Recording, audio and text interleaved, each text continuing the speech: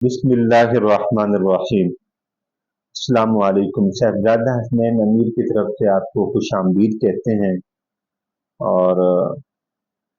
دین اسلام ایک حق اور سچا جذبہ ہے، اور جس نے بھی اس کو سمجھ کر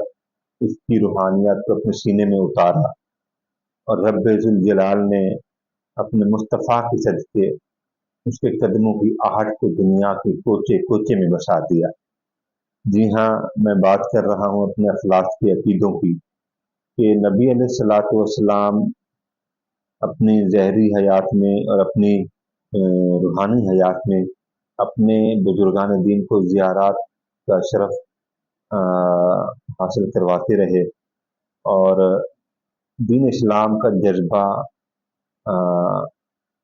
ایک مفہوماً میں آپ کو عرض کر دینا چاہتا ہوں کہ دین اسلام کی ترجیحات میں ہر کوئی نہیں آتا۔ عالم دین بننا ہر ایک کے بس کی بات نہیں ہے۔ یہ جذبہ، یہ نعمت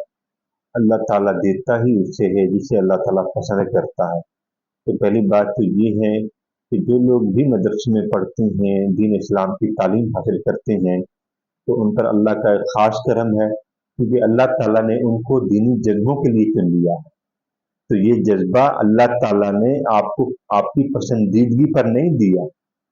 آپ اس کی بارگاہ میں پسند کیے گئے، اللہ تعالیٰ نے یہ جذبہ آپ کے سینے میں اتار دیا۔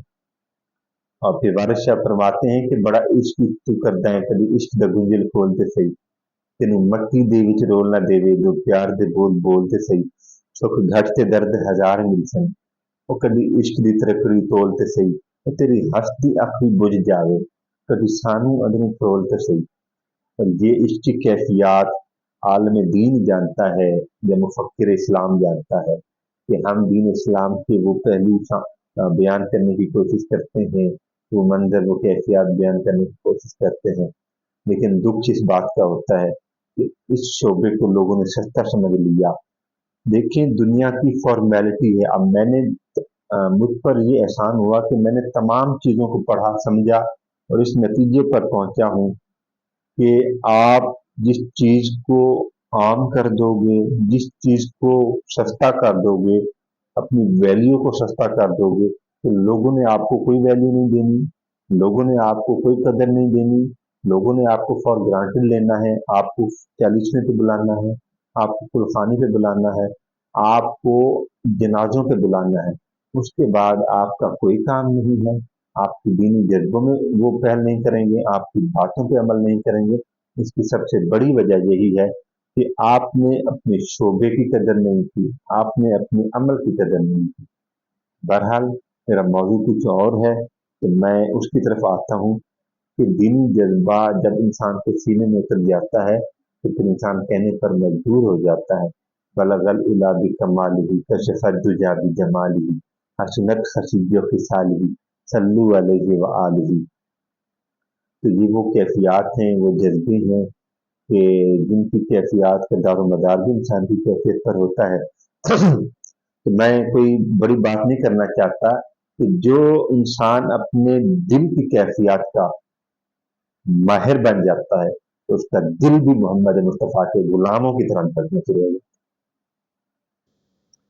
تو اپنے دین کی طرف، روحانیات کے تصوف کی طرف، اپنی کیفیات کے جذبوں کی طرف ہر کوئی نہیں آ سکتا۔ یہ وہی جذبہ ہے جو اسلام سے لے کر محمد کے فرمان کی طرف آپ کا سفر شروع ہو جاتا ہے۔ تو یہ سفر شروع کرنے کے لیے عالم دین کا ہونا ضروری ہے، عالم اسلام کا ہونا ضروری ہے، اور قرآن کا مفہوم سمجھنا ضروری ہے،